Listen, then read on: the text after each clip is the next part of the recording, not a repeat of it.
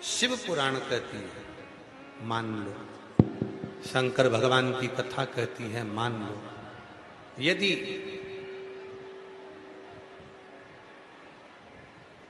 जिंदगी में अगर कोई तकलीफ बहुत बड़ी आकर खड़ी हो गई है, जिसका कोई हल ही नहीं निकल रहा, एक बेलपत्री लीजिए, अपनी हाथ की उल्टे हाथ की हथेली पर रख लीजिए, सीधे हाथ की हथेली से बेलपत्री को दबा दीजिए। शिव जी के मंदिर में कुछ देर मौन होकर बैठ जाए, जैसे सनकादि ऋषि बैठे हैं। चारों की चारों भाई सनकादि ऋषि शिव जी के मंदिर में मौन होकर बैठे हैं। एक हाथ से उन्होंने अपने हृदय को भाव से समाहित किया।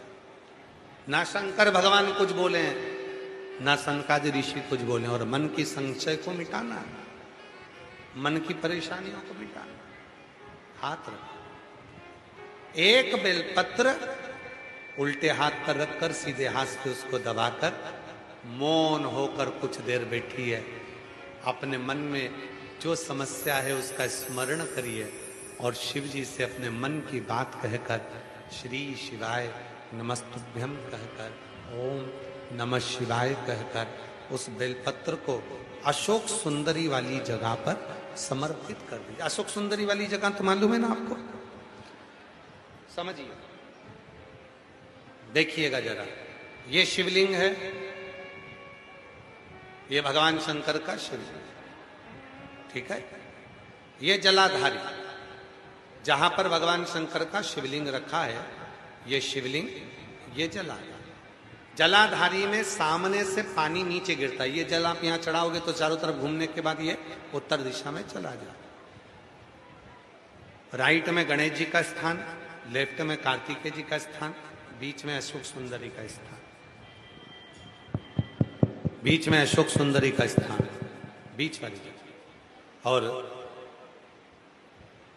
शिव जी को ये जो अपने मन का भाव कहकर मौन रहकर चुप रहकर आप जो बेलपत्र समर्पित कर रहे हैं, उसकी डंडी उत्तर की ओर मुख की हो और बेलपत्री अशोक सुंदरी वाली जगह पर समर्पित कर दो।